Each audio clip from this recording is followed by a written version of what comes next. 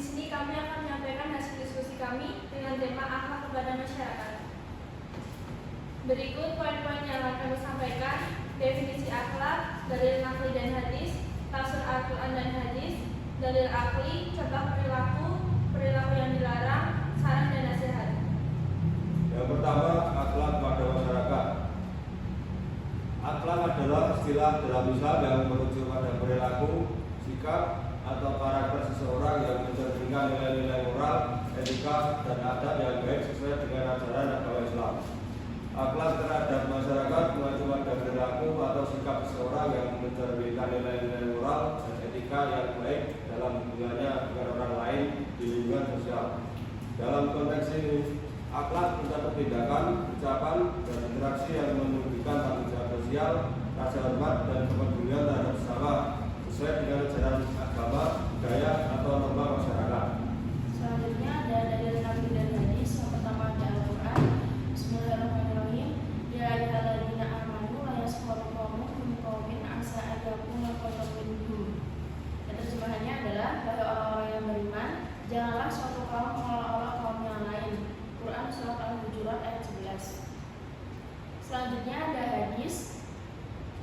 Al-muslimu man salimal muslimun min lisanihi wa yadihi, yang artinya orang muslim yang baik adalah yang muslim lainnya aman dari gangguan ucapan dan tangannya. Hadis riwayat Bukhari. Kemudian ada tafsir Al-Quran dan hadis. Yang pertama adalah tafsir Al-Quran dari Quran surah Al-Hujurat ayat 11. Ayat ini melarang orang beriman mengolok-olok orang lain, karena bisa jadi yang dihina lebih mulia di hadapan Allah. Islam mengajarkan penghormatan kepada sesama dan melarang sikap merendahkan demi menjaga keharmonisan sosial dan akhlak mulia. Yang kedua ada tafsir hadis dari hadis riwayat Bukhari. Hadis ini menekankan bahwa muslim sejati adalah yang tidak menyakiti orang lain, baik dengan ucapan maupun perbuatan. Seorang muslim harus menjaga lisan dan sikapnya agar menjadi pembawa kedamaian dalam masyarakat. Dan yang berikutnya ada dalil akli. Berikut pandangan para ahli terkait dalil akli. Yang pertama, Al-Ghazali, akal mendukung pemahaman wahyu tanpa bertentangan dengannya. Yang kedua, Ibnu Sina, atau mampu menemukan kebenaran melalui penalaran logis dan membuktikan keberadaan Tuhan. Yang ketiga, Ibnu Rushd, akal penting dalam memahami teks agama. Jika bertentangan, teks harus ditafsir ulang agar selaras dengan logika.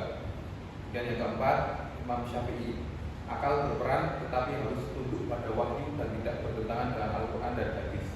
Yang kelima, Mula Sadra, akal bekerja sama dengan wahyu dan intuisi spiritual untuk mencapai kebenaran tertinggi.